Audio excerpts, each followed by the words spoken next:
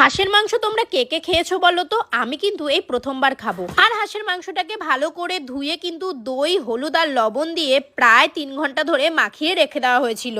এরপর কড়াইতে সর্ষের তেল দিয়ে তাতে তেজপাতা, শুকনো লঙ্কা আর গোটা জিরে ফোড়নে দিয়ে দিলাম। এতগুলো শুকনো লঙ্কা এই কারণেই দিয়েছি কারণ হাঁসের মাংস একটু ঝাল ঝাল না হলে ভালো লাগবে না খেতে।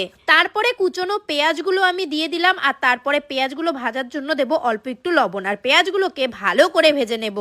দেখো, এর আগে তো আমি হাঁসের মাংস কখনো খাইনি, কিন্তু শুনেছি হাঁসের মাংসে নাকি অন্যরকম একটা গন্ধ আছে আর এটা নাকি একটু বেশি মশলা দিয়ে ঝালঝাল করে রান্না করলে গন্ধটা লাগবে না আর খেতেও ভালো লাগবে।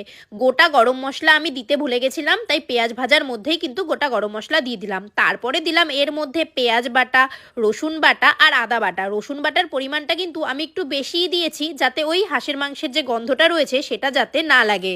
চলো এবার মশলাগুলোকে ভালো করে কষিয়ে নিই। আর মশলা কষানোর মধ্যে মাংস রান্না করতে যা যা লাগে, ধনের গুঁড়ো, জিরের গুঁড়ো, লঙ্কার গুঁড়ো আর এখানে আমি কিন্তু কাশ্মীরি রেড চিলি পাউডারও দিয়েছি।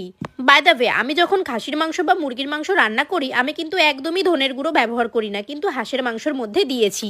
যেহেতু পিকনিকের রান্না, একটা জিনিস আনা হলে আরেকটা জিনিস আনা হয় না, তাই হলুদটা আনতে ভুলে গেছিলাম বলে পরে আবার হলুদটা এনে হলুদটাও দিয়ে দিয়েছি। এবার মশলাটাকে ভালো করে কষিয়ে নেব আর অল্প একটু জল দিয়ে দেবো। জল দিয়েও মশলাটাকে ভালো করে কষাবো।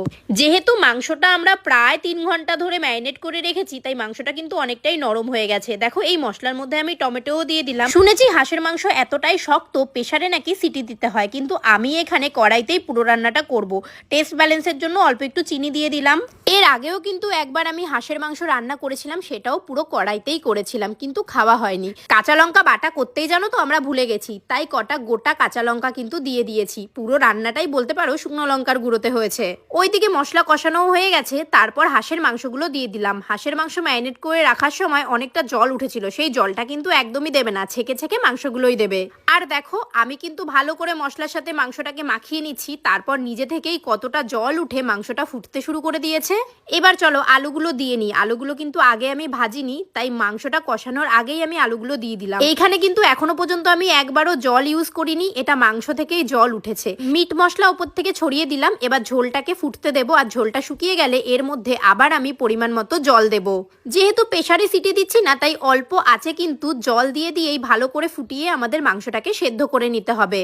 চলো এবার মাংসটা হতে হতে তোমাদের কিছু কমেন্ট পড়ে নি। বৃষ্টি দাস বলেছে, রাখিদি তোমাকে অনেক ভালো লাগে আমার নামটা নিও, আসাম থেকে বলছি। হ্যালো বৃষ্টি। এইদিকে দেখো, ঝোলটা কিন্তু শুকিয়ে গেছে আর মাংসটা অনেকটা হয়ে এসছে। এরপর কিন্তু আমি আবার জল দিয়েছি, তারপরে আবার মাংসটাকে ভালো করে কষিয়ে নিয়েছি। সঙ্গীতা শীল বলে একজন বলেছে, দিদি প্লিজ চিকেন মোমোর রেসিপি। আমি তোমার ফলোয়ার্স দিদি, আমার নামটা